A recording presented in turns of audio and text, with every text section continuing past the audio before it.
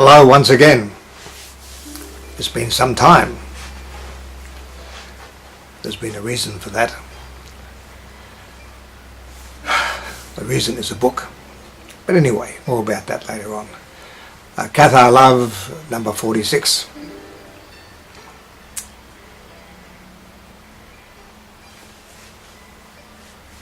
So you're thinking of becoming a Cathar. So you'd like to become a Cathar. Well, I can understand that. Catharism is certainly taking hold. Gnosticism, Catharism.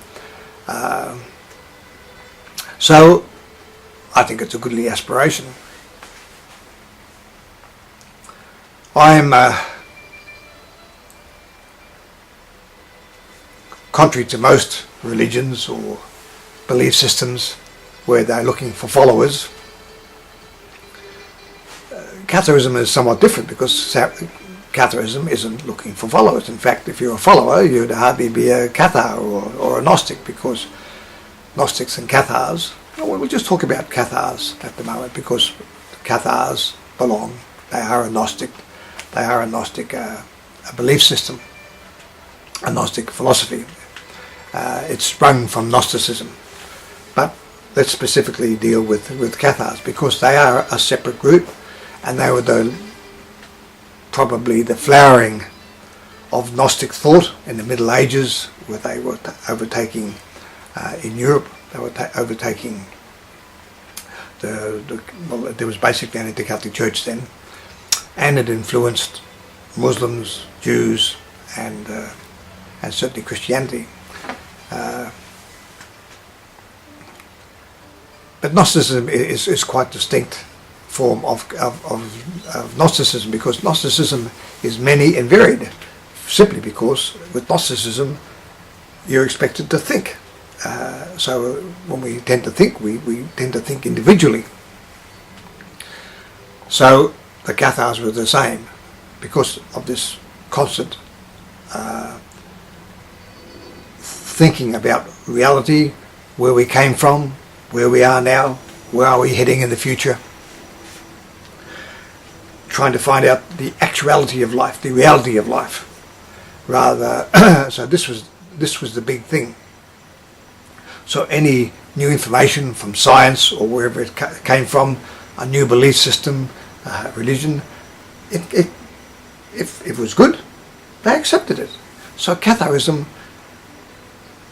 one of its salient points, one of its major points was it accepted new knowledge. It wasn't caught up in dogma and dictates and religious truths.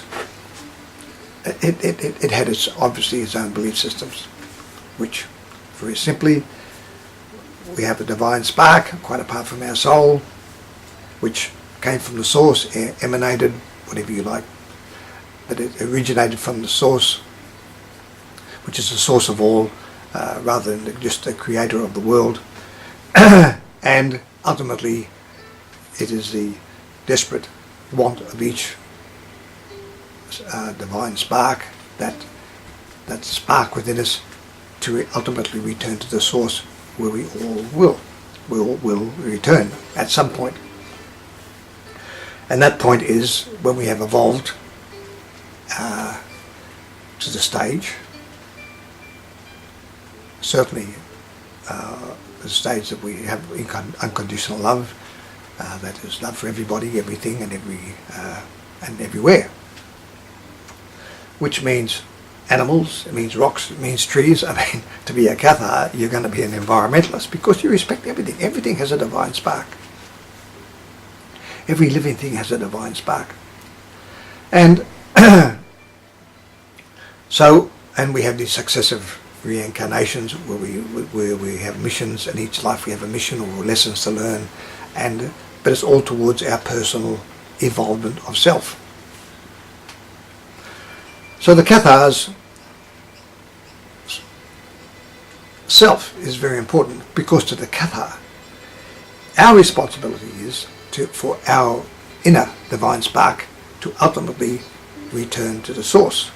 So this was the be-all and end-all. But within this, there was love for everybody and everything. But contrary to other religions where they want you to have children, to breed, and we'll outbreed you, we'll just have more children than you, and because most children belong to the religion that they happen to be born into, the family they're born into, you'll be a Jew or a Catholic or a Muslim or Calathampian Bush Baptist or whatever it happens to be. Most people stay within the comfort zone of their own belief system. I was born a Catholic. By 17 I was already pretty much a heretic. By 18 or 19 I had done with it. So there's the fact that we're all, no matter who we are, what we are, every divine spark, it will ultimately return to the source. This makes it not just optimistic, supremely optimistic, because, okay, we well, also, upon your creation, you're given the gift, some people might think it's a sentence, the gift of immortality for eternity. You're there and you'll always be there. Your consciousness, our consciousness, this moment in time is immortal, is eternal. Sure, within that moment of time, we age, we get this, we live, we die, we were world of spirit, we were reborn, but always within this moment of time, this consciousness.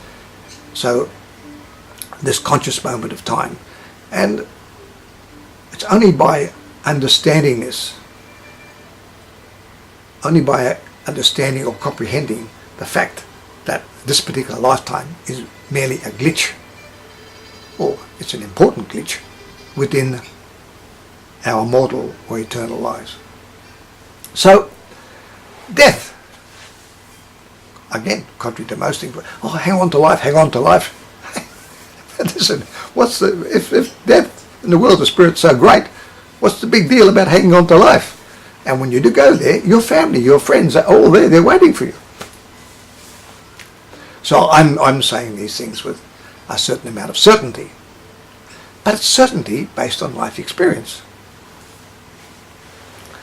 I was the same, like everybody wanders around, and even, no matter what religion they belong to, they think, oh, is this really the truth? Is this really correct? And there's this, with a lot of people, there's a lingering doubt. Is my religion is really, there's other religions and these people believe in it, their religion so even more seriously than I do, well then who's to say that their belief's not correct? So we have this little thing called life experience. And it's within my life experience that I not only discovered change, but also I've accepted change. And certainly things that have happened, but I've always looked for someone else, not a leader, but looking for a medium or somebody who could actually lift this veil or part the veil and see beyond this life. I've read books, some wonderful books about people who, with past lives under hypnosis, children who've had past lives.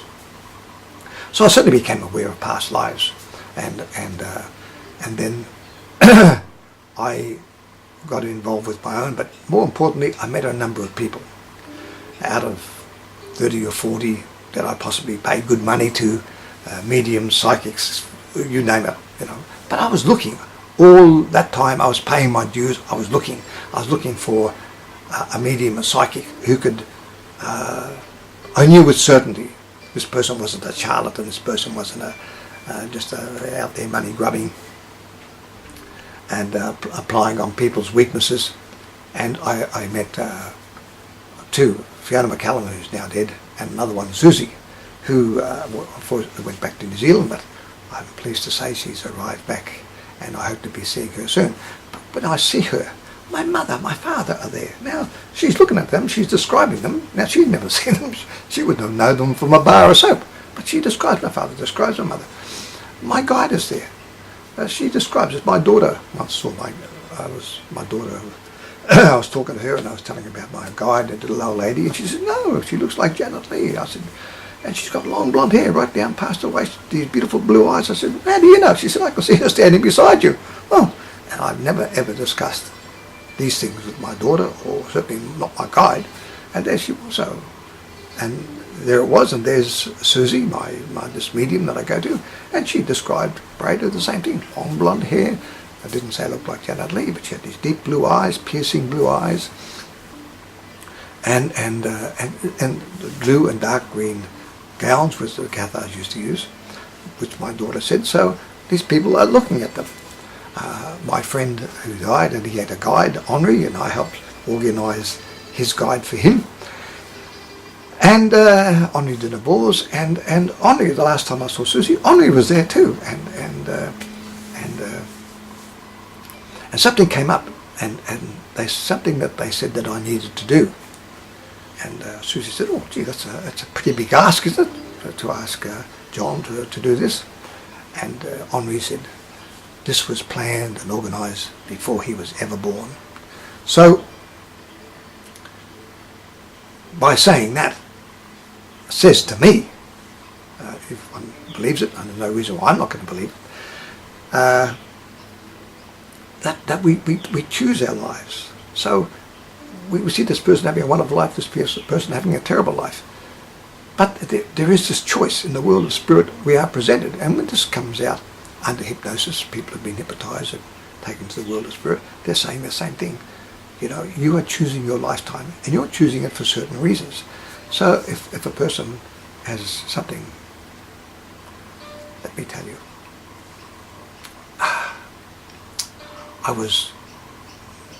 since I've been missing from here, I took a break, and I was a few weeks away in the island of Koh Samui and also in Bangkok.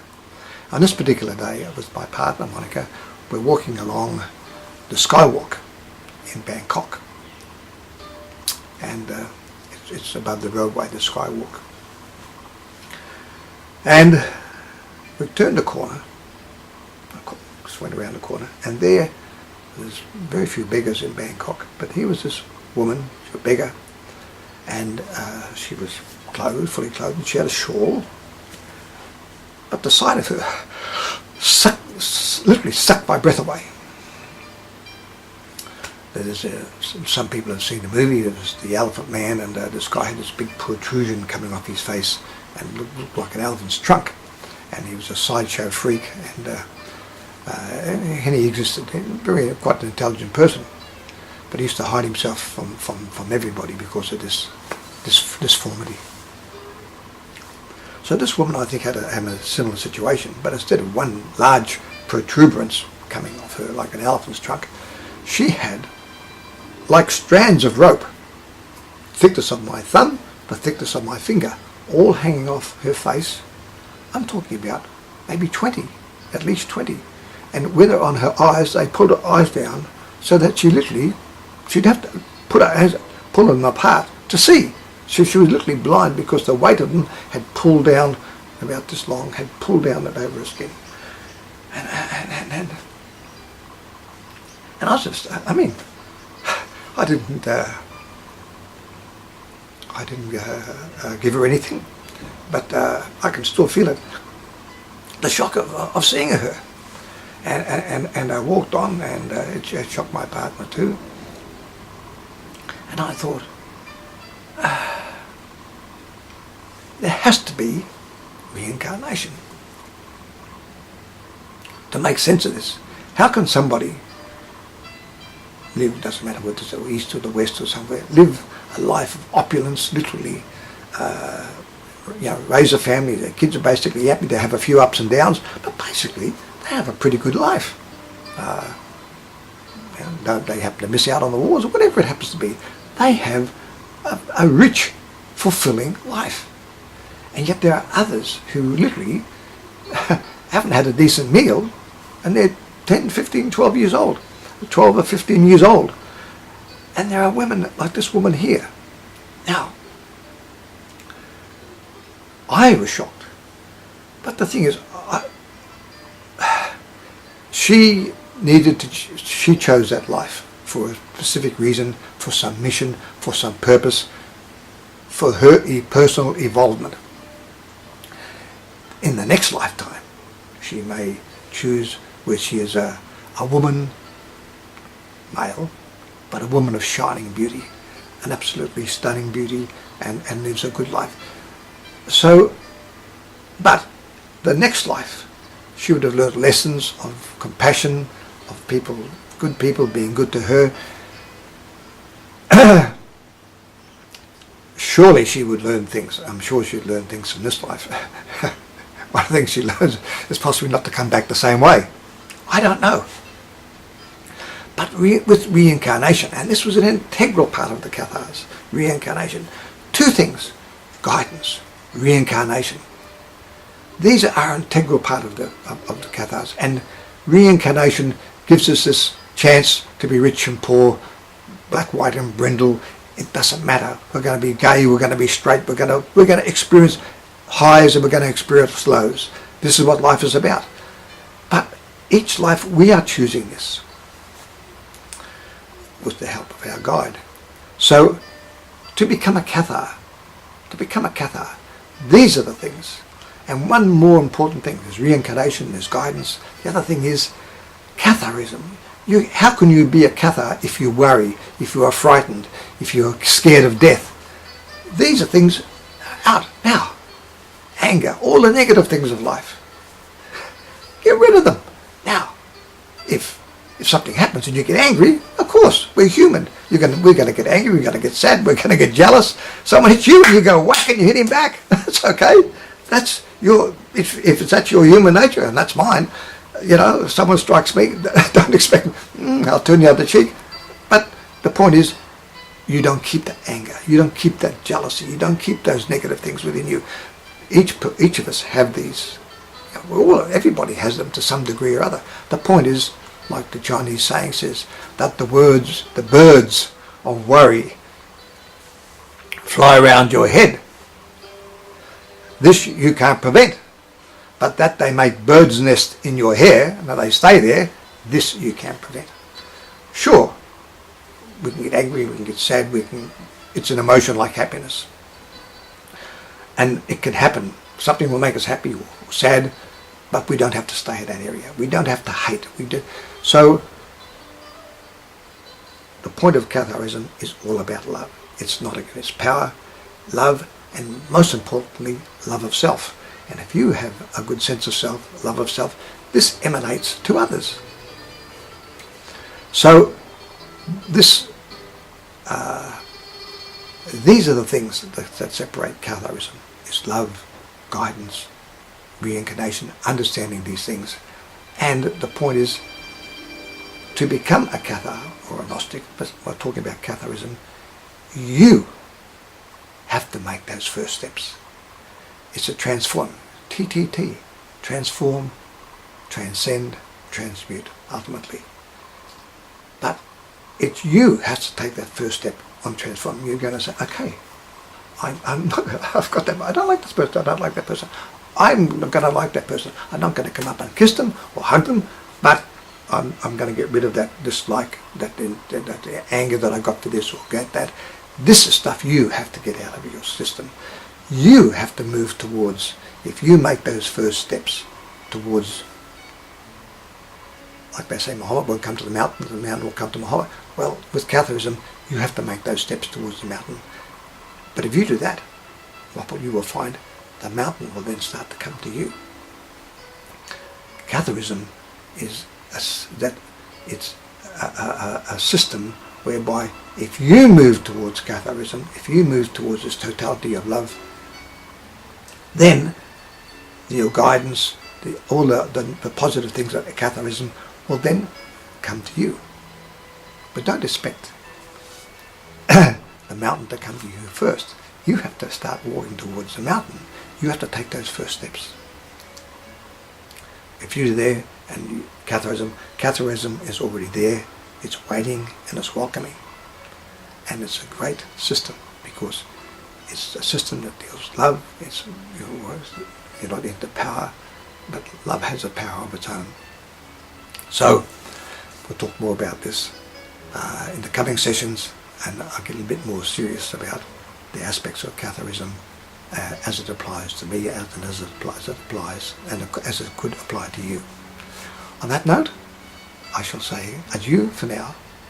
Bye.